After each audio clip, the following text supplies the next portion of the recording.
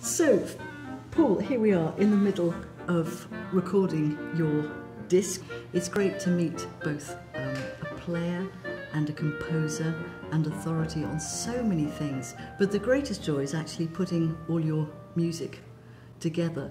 It all actually started, as these things often do, with my mother, who wanted me to play a musical instrument, and she decided she wanted me to play the clarinet. And in fact, I didn't know a clarinet from an oboe or anything really at the time, but I looked at the pictures of the clarinet and I saw this long instrument, and I said, yes, I'm going to play the clarinet, that's fine.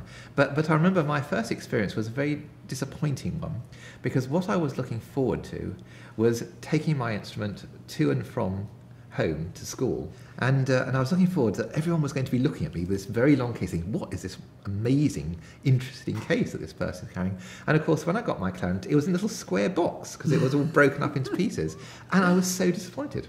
It was actually a very disappointing moment.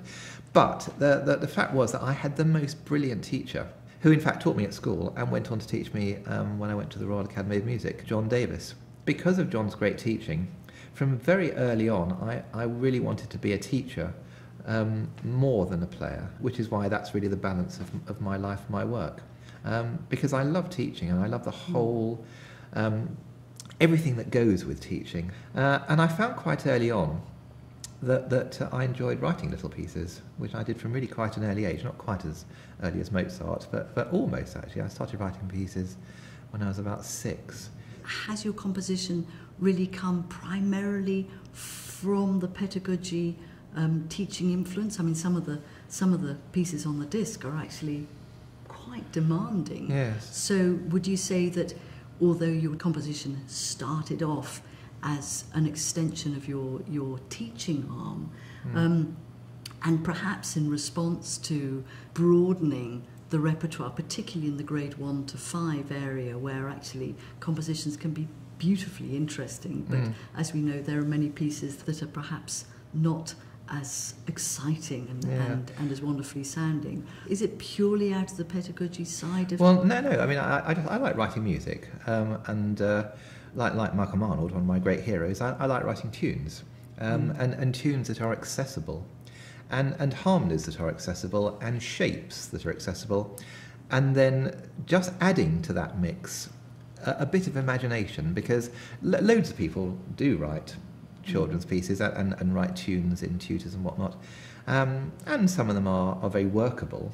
Sometimes they are rather two-dimensional, and I think to really engage children, you have to engage their imagination.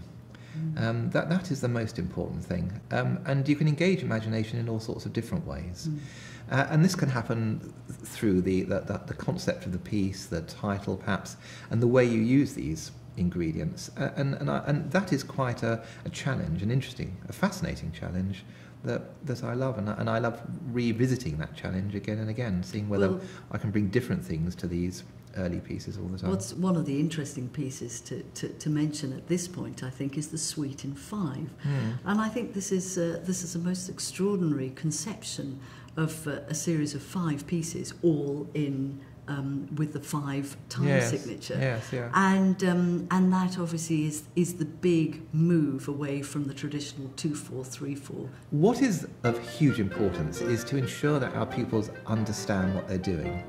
If you can play a piece in 5/4, then it means you've kind of understood the concept of time. It doesn't matter whether it's 2, 3, 4 or 5 or whatever. But it still has a beauty with it and an individuality in each of the movements. Yeah.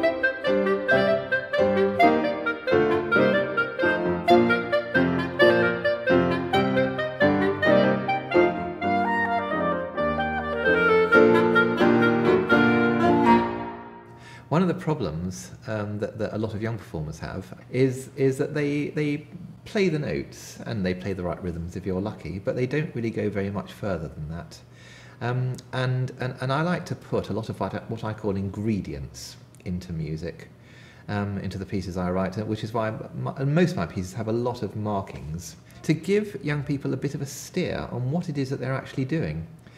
because they're not just making a noise and making the appropriate noises for the appropriate lengths. They are, I hope, are trying to put a bit of character into the music as well, because it doesn't kind of tip over to something a bit more special unless they begin to think about character. Just like, good teaching in the very early stages is not just about how you make the instrument work. It's injecting the sounds you make with a bit of character. So the first time you produce a loud sound on your clarinet, I want that to be excitement or triumph or something like that, or soft sound, it's sadness. And you can do that from virtually the first lesson. And if you forget to do that at the first lesson, then straight away we're teaching young people that they are making sounds with their instrument, but these sounds are not full of meaning. And so the essence of what music is about is not there. So which is why I'm always trying to put lots of directions in and give people the chance to move their minds in the direction that, I'm playing this music, this piece, but it has a meaning, like I was acting in a play. Once a performance has a sense of excitement about it, a sense of life, a sense of living, that's great. I don't mind how they do it, and I don't mind whether they followed my markings or they don't follow my markings. But what I want to feel is that when someone performs a piece of music, I want to feel that electricity that you can create when you're performing.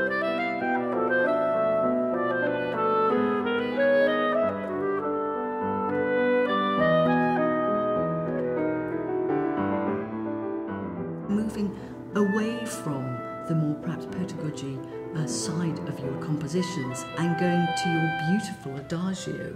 It's a challenging piece, hard piece, yeah. And it's an incredible one for breath and for support and sort of command of the instrument and everything, and certainly stretches players hugely, but the most powerful piece. As a clarinet player yourself, how do you find writing for your own instrument? Well, it's yes. I love writing for my own instrument. If I'm writing for the flute or other instruments, then I write the piece and I always take it to a friend and say, does this work? I'm like, oh, sure, everything's going to be okay, and they say yes or no. Well, of course, I don't need to do that with the clarinet because I know what works, and as I write a phrase or two notes, I can feel it. I know exactly what it feels like to play those things, and so there's something special about writing music for one's own instrument.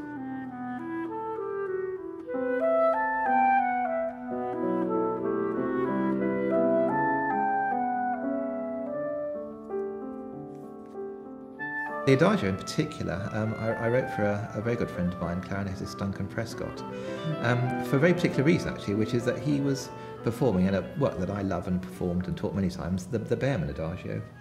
And he was performing that work, and we thought it'd be nice to have a contemporary work that was, in a sense, complementary to the Behrman adagio. So I wrote him that piece, which of course uses the Behrman adagio as its point of departure. I wouldn't say anything more than that. The only similarity is some textural ideas, like the tremulando idea in the climax, moving towards the climax. And actually at the climax moment of my adagio, the music quotes the main Behrman adagio theme, just the main notes. And I wanted to write a beautiful piece, in fact, because the Behrman adagio is a very beautiful piece. And can you write a beautiful piece within sort of 20th, 21st century language, which of course you can. Some people may say, well, this is very much looking backwards and old-fashioned, but that would be their opinion. But I also wanted to write a piece that had an enormous moment of climax in it. And it builds up, and then it stops. And of course, silence is tremendously powerful. And you get to this big moment, and then it stops. And in a live performance, of course, you can then, the silence before it starts again with this very, very gentle memory of the Behrman, in fact, is incredible. And I love that, having this kind of communication with the audience, so much so that you can almost make them stop breathing. When you got to that moment, they stop breathing, and they won't breathe again until you let them, and then you start playing again, and it's an amazing moment.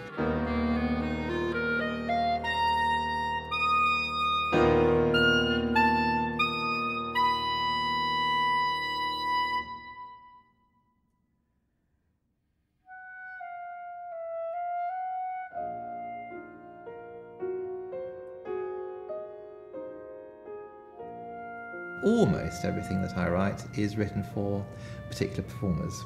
I mean, when I'm writing a lot of the smaller educational pieces, then I'm not writing it for particular performers, but I'm writing for a group of people, some of whom I know. Whenever I write educational pieces, I always try them out first on pupils.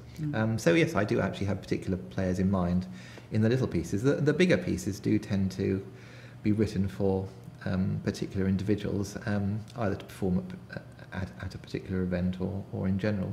And yes, that has a great sort of driving force behind it, knowing that particular people are going to play it. Similarly, sometimes I, as other composers have done, Nielsen for example, put particular people's personality, like the Visions, which is another piece that I'm very delighted that you're doing on this CD.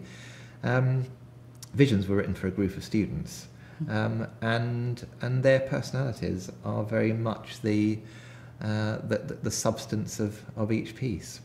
And it makes quite an interesting little set, actually.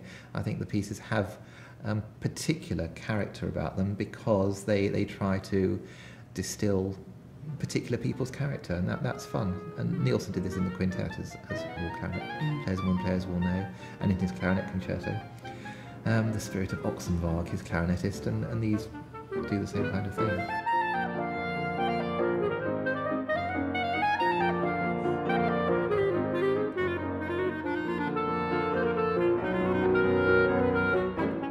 I love writing chamber music.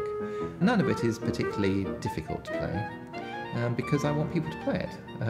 It's nice to feel that one can write some music and that people will play it and enjoy it as well. I want people to enjoy playing music. There's nothing like getting people together for a Sunday afternoon, for example, and sitting round and just playing through chamber music. I mean, it's one of the greatest joys you can have in the world.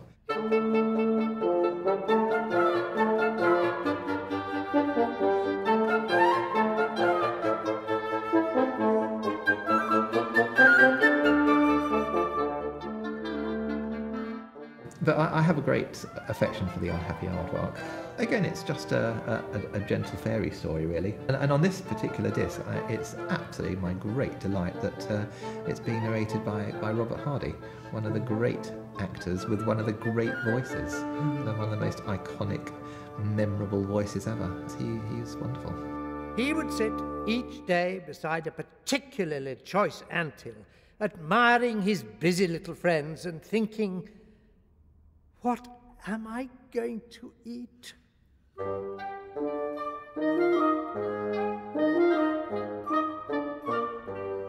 Paul, as not only a colleague and somebody who I've known all my learning life, but as a true friend and actually as a very kindred spirit, it's been absolutely a joy to be able to have this formal but yet informal way of sharing our ideas. So thank you so much. Oh, it's been a great pleasure, and thank you so much for doing these wonderful CDs. It's a pleasure.